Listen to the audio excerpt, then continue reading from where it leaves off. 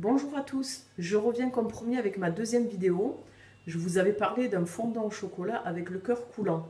Donc on va le réaliser ensemble. Voici les ingrédients. Il vous faudra 200 g de chocolat noir, 250 g de mascarpone, 40 g de farine, 3 œufs à température ambiante et 80 g de sucre. Comme vous voyez, je viens de faire fondre le chocolat au micro-ondes. Alors la technique pour pas qu'il brûle, c'est de le faire fondre 2 fois 30 secondes, mais vraiment avec un minuteur pour être sûr de ne pas le laisser trop longtemps. Ensuite, une fois le chocolat fondu, je vais ajouter mes 250 g de mascarpone. Je vais bien mélanger entre chaque étape. Puis les œufs un à un, c'est-à-dire qu'on en casse un, on mélange et ainsi de suite jusqu'au dernier.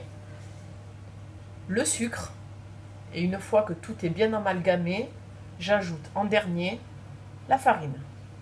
Et voici tous mes ingrédients mélangés.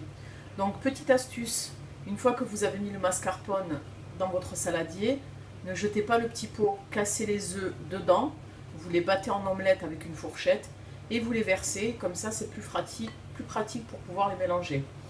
Donc comme je vous disais, la préparation elle est faite, elle est prête, voilà, elle n'a plus qu'à aller au four. J'ai préchauffé mon four à 180 degrés et je vais le mettre dans un moule. Alors moi ce que je fais, c'est que je prends un moule en silicone que je mets dans un moule en métal pour pas qu'il se déforme, on va dire, à la cuisson, c'est-à-dire qu'il reste vraiment très droit. Je mets la préparation et je suis à vous dans quelques instants. Voici mon appareil dans mon moule. Donc je vais l'enfourner pour 20 minutes à 180 degrés. J'ai quand même légèrement graissé mon moule en silicone pour un démoulage plus facile. Alors je tiens à préciser que ce gâteau se mange froid, se démoule froid. Ça ne sert à rien de le retourner quand il est cuit parce qu'il va complètement s'effondrer.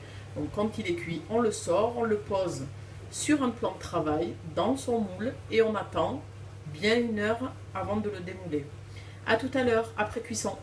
Voici le gâteau terminé et démoulé. Donc comme vous pouvez le voir à l'intérieur, si vous tranchez, le cœur est bien coulant. Voilà, je l'ai légèrement saupoudré de sucre glace pour lui donner une allure un peu plus esthétique.